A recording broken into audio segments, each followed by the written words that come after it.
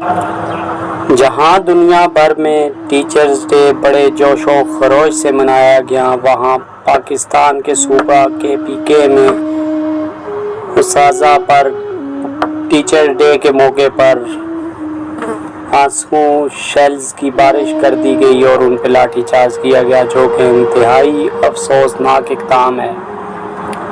تو ویورز، آپ کو آج ایک سبق کا موضوع کہانی سناتے ہیں۔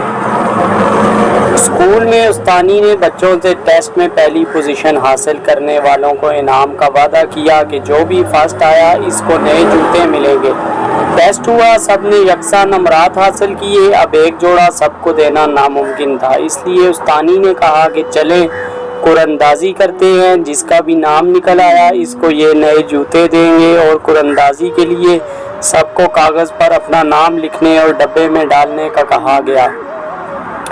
استانی نے ڈبے میں موجود کاغذ کے ٹکڑوں کو مکس کیا تاکہ کسی کی حق تلفی نہ ہو جائے، اور پھر سب کے سامنے ایک اٹھایا۔ جو ہی کھلا تو اس پر لکھا تھا وفا عبدالکریم۔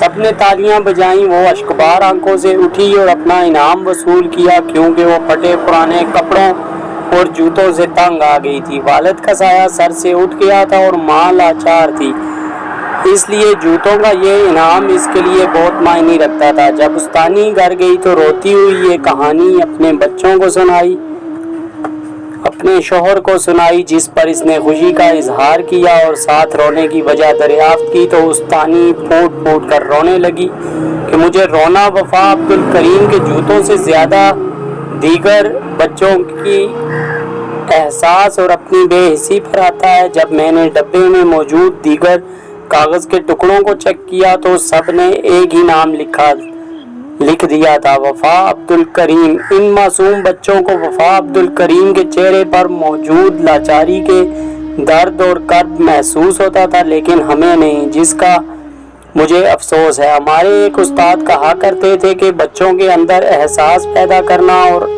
عملاً سخاوت کا درس دینا سب سے بہترین تربیت ہے۔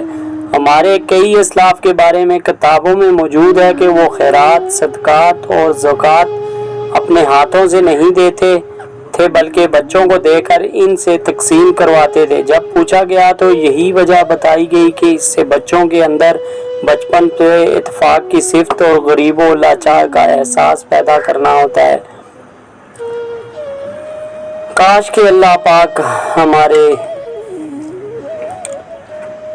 اقتدار میں بیٹھے لوگوں کے دل میں بھی یہ احساس، یہ جذبہ پیدا فرما دے، تاکہ عدل و انصاف والا معاشرہ قائم ہو سکے۔ جی تو ویورز، پوسٹ اچھی لگے تو دوستوں کے ساتھ شیئر کرنا ہرگز مت بھولیے گا۔ میں آپ کے لیے اچھی سے اچھی ویڈیو لے کر حاضر ہونے کی کوشش کرتا رہوں گا، اور مزید ویڈیوز کے لیے اپنے مہران قریشی کا YouTube چینل بھی سبسکرائب کرنا ہے۔ دعاؤں میں یاد رکھیے گا۔